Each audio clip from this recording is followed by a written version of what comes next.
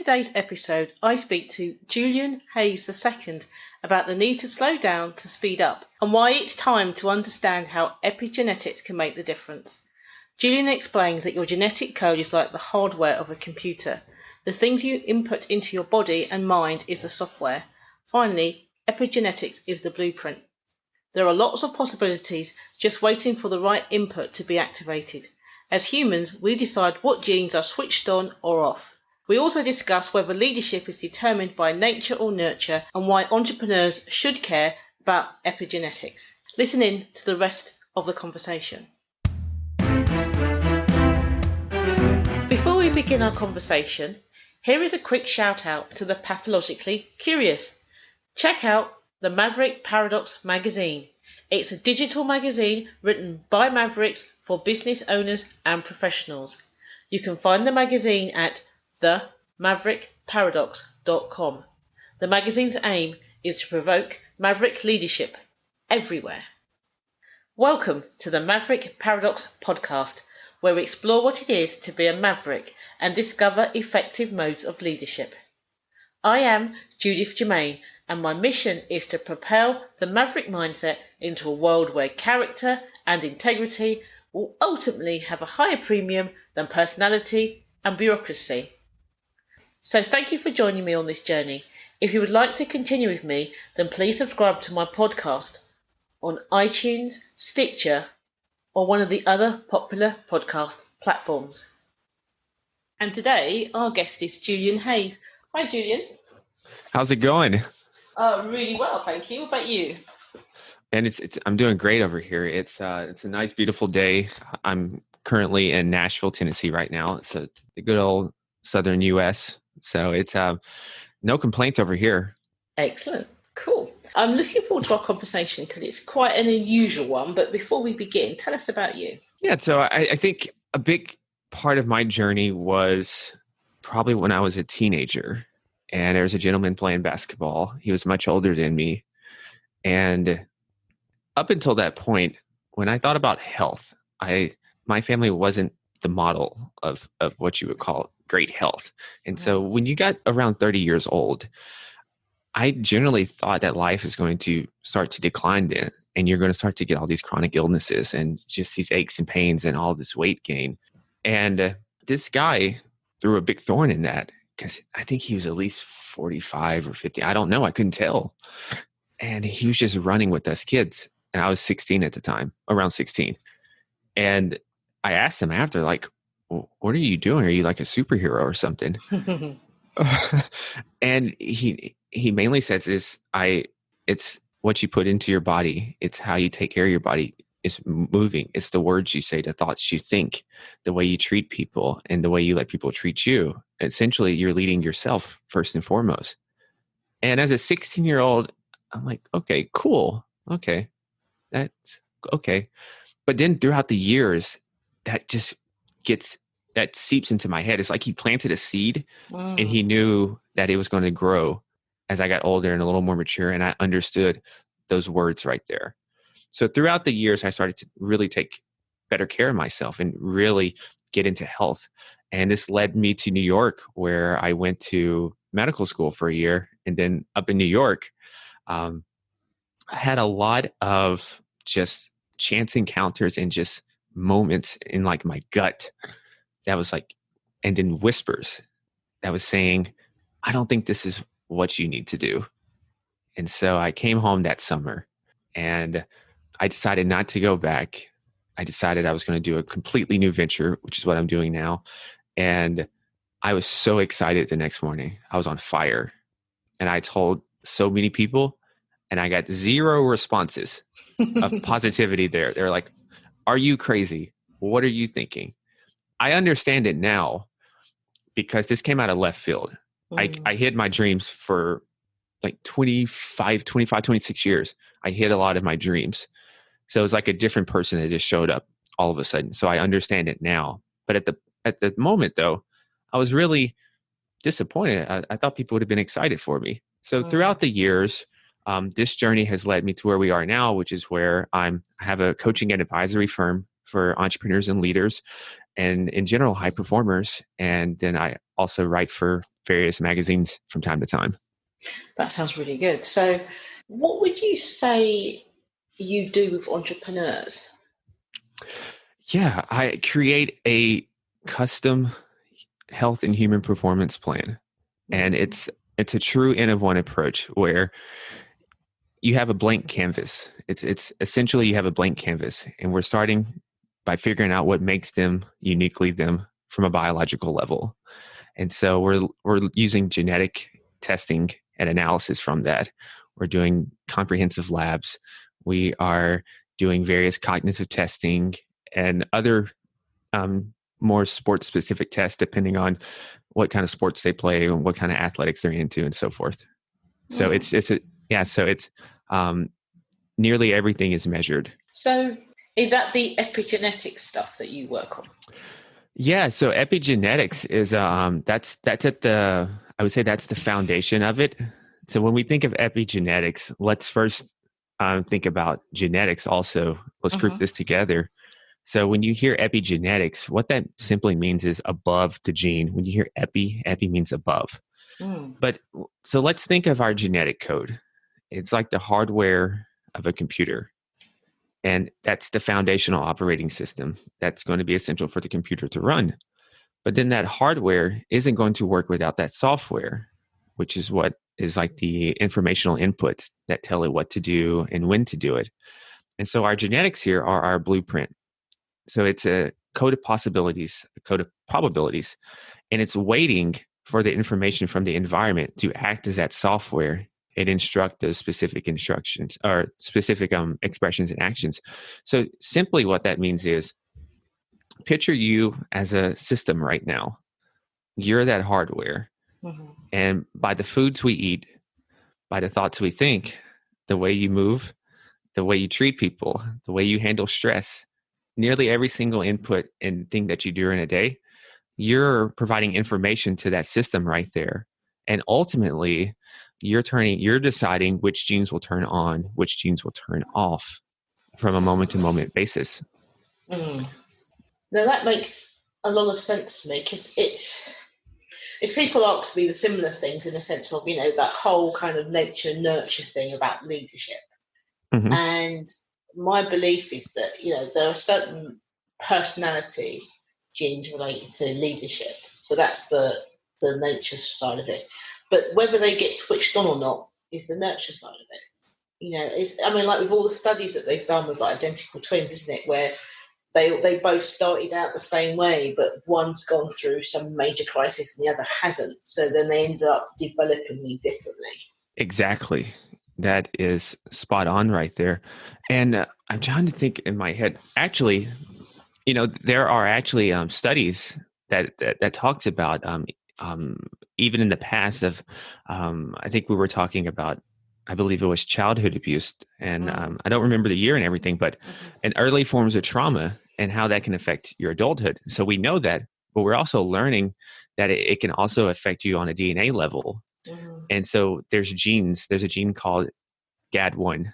And you don't have to worry about everything. If it sounds like a foreign language, that's fine. Yeah. The point is that this gene here it's responsible for converting glutamate into GABA in the brain. So what that means is glutamate, if you hear that, it's more excitatory. GABA is more calming. And so this individual can be negatively epigenetically modified due to that trauma or neglect, which creates a cascade with their vitamin B6. And simply put, this individual is going to have a higher incidence for anxiety, for agitation, for more brain fog or ADD. And certain foods have more of that in it, which can then lead to that spiking. And so that's how, that's why I always talk about our health now as a system, because it's not just about the foods we eat. It's about the stories that we lived in our past and where we're coming from. I think that's the same, isn't it? About the types of food you eat come from the past as well, isn't it? So whether you have a Mediterranean diet or whether you have a soul food diet, knowing where soul food originated from. And it's what's interesting though, and I don't know what the answer is, but you probably do, is if you switched on some genes that are not helpful to you, are you able to switch them back off again? Turn them on and off? Yes.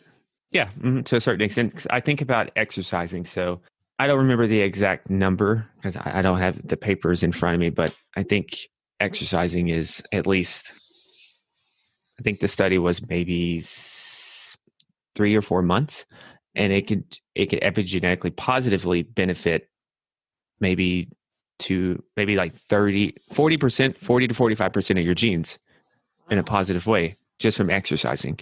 That's scary because of the evidence that they've done as well about like IQ, isn't it? So if you're really tired, you like lose 2 IQ points. And then if we're thinking, and then something as simple as meditating.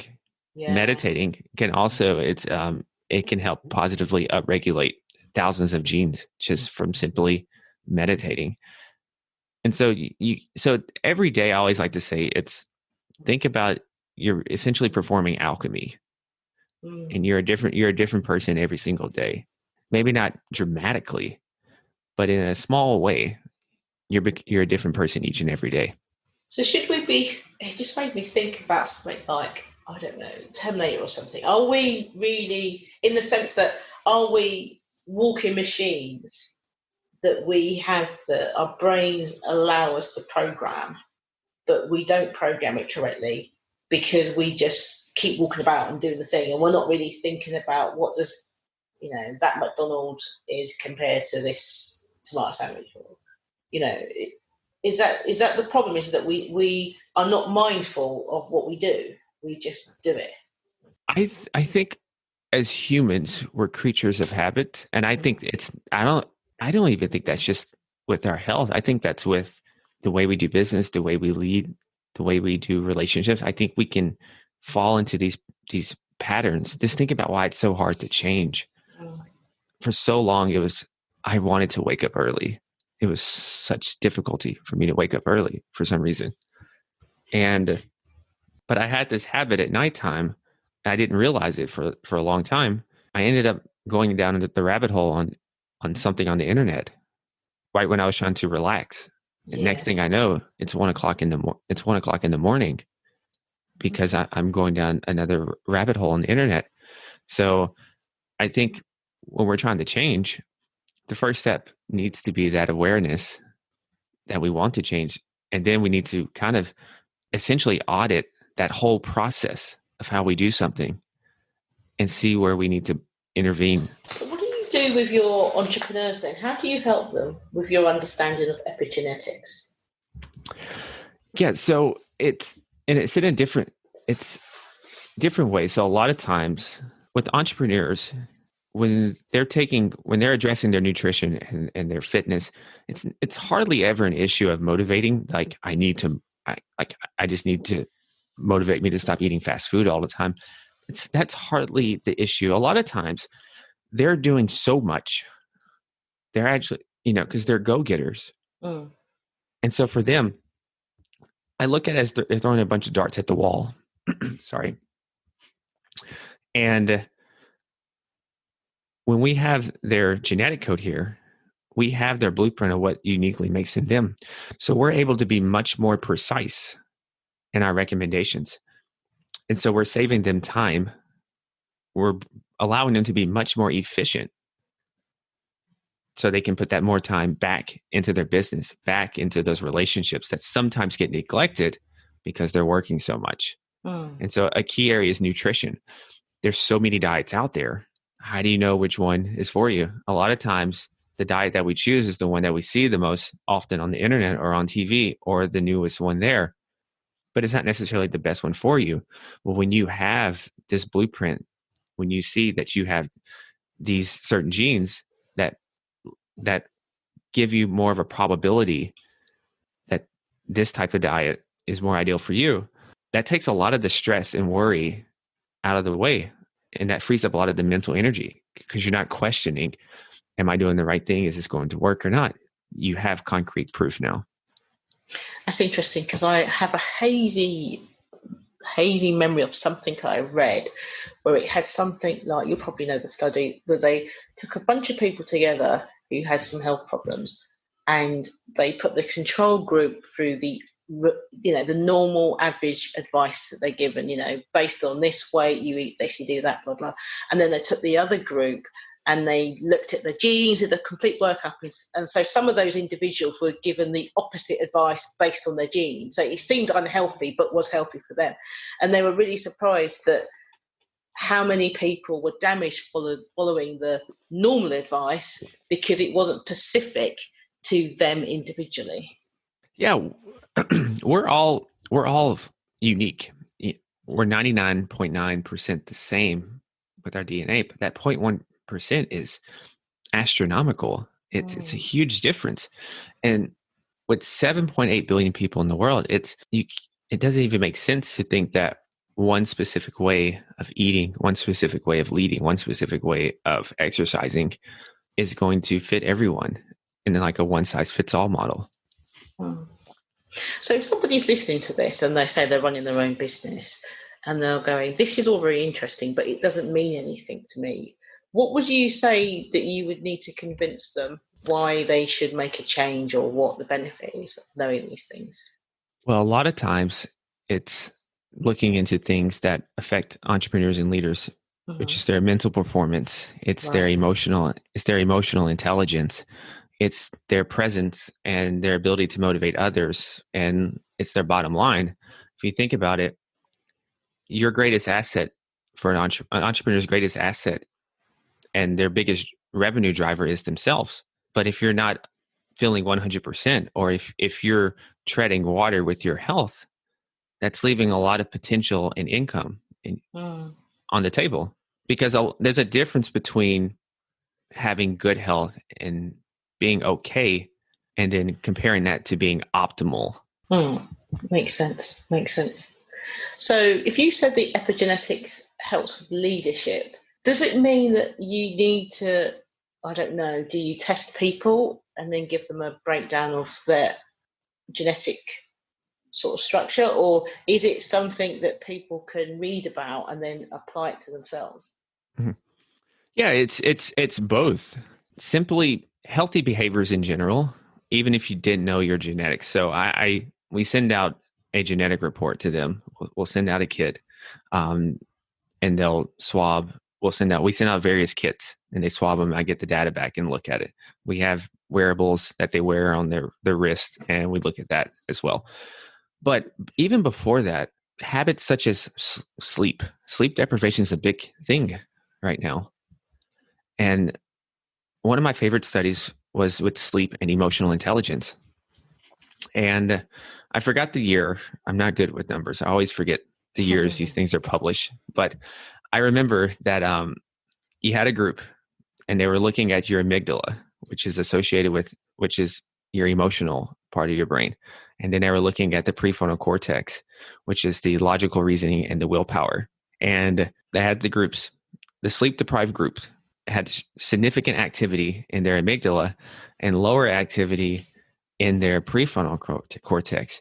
And so what that means practically is that if you're a leader, you're an entrepreneur, and you're operating with heightened emotions and less logical reasoning and willpower, then you're going to obviously be more moody, impatient, irritable, but you're also going to be less effectively gauging the needs of your team.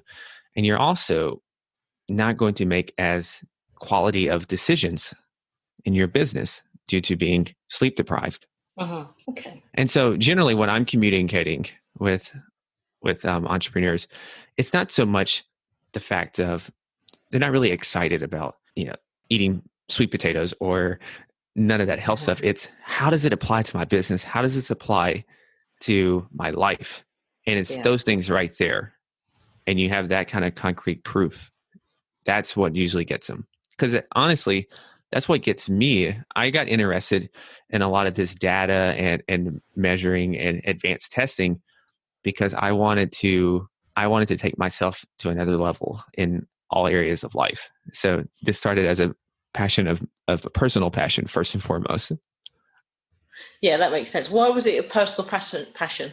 Well, one thing was just seeing my family, and I lost my father, I lost my grandfather to heart attacks. A lot of my aunts and uncles were on dialysis. And I didn't like the fact that a lot of times I heard it's just in our genetics. It just runs in our family, because that gives away all your control and power. It's just like you just have to accept it. And I'm not very good with that. I'm not very good with just accepting things. If people tell me that's just the way it is. so that would really get me going. So that's one thing right there. And plus, I think human potential is limitless. And I think we're leaving a lot on the table. We have all this great technology, and it just seems like a lot of the advice that I was reading was outdated or just not moving with the times. And I didn't like that. So I like to ask myself the question, what if? And when I ask myself, what if, I didn't have these people in my life who I could learn from with the genetics. I didn't have people in my life with the labs to have this kind of access, but I at least put it out there. And I guess the universe, that sounds a little woo-wooey, but I guess I put it out there, and I just kept searching. And I found these kind of people to help me put this dream that I had. So I really just, I wanted to just make the most of the life I have. Well, that is a good story. That's a good reason for doing it. And I think a lot of times people do say, don't they, oh, I'm big because my whole family's big, or we're not strong because none of us are strong. And it is that kind of, well, you're blessed with certain characteristics, but it doesn't mean that that's going to make you more ill or more healthy by doing nothing. Certainly not when you get past, well, not until you get into adulthood, and then obviously it changes a lot more. And I'm a big proponent of always looking back on history. And if we're looking at history, the times we're in now, even if they seem chaotic and heightened, these times are much better than even just 100 years ago. Definitely 200 years ago. So this helps me have perspective when I want to give myself an out for why I can't do something or why it may seem impossible. I just think about people that came before me, and I have plenty of books to also remind me if I need to. Okay, that sounds really good. I think it's probably a good place to stop. But before I do that, is there anything I should have asked you that I did not get around to asking you? That's an interesting question. I like that. No, I think we covered the importance of leadership and connecting it to our health and utilizing something like epigenetics and precision performance. So no, I think it's good. I will say, actually, maybe leadership in today's world, something that I think leaders can do to handle today's world. If I can give a bit of advice on that, a simple tool to handle stress and the crisis and what's going on right now for entrepreneurs, and it's to simply slow down to speed up during any types of crisis. And the reason why I say this is a lot of times entrepreneurs are natural problem solvers, and they commit the critical mistake of forgetting to put their own oxygen mask on first because they have so much going on, and they're going to forget to prioritize their health and well-being to put these fires out. So for the sake of your mental, emotional, and just business health in general, just reflect before you react and just to slow down. That is good advice for everybody. So thank you for that. Would you come back again if we find another subject? Yeah, I would love to. I love to talk. Brilliant. Thank you so much. Thank you once again for tuning into the Maverick Paradox podcast. I hope you have enjoyed listening to my conversation with Julian as much as I enjoyed having it. If you are pathologically curious and would love to find out more about the Maverick Paradox, then please subscribe to this podcast on one of the popular podcast platforms. Alternatively, you could explore our resources on Mavericks at maverickparadox.com or read the Maverick Paradox magazine. We publish frequently each week. If you subscribe, you will get our monthly newsletter. And let's not forget my book, The Maverick Paradox, The Secret Power Behind Successful Leaders. For those that love a good discussion, you could apply to join our exclusive Facebook group. And finally, if you would like to work with us or just interested in finding out more about the Maverick at work, check out our website maverickparadox.co.uk.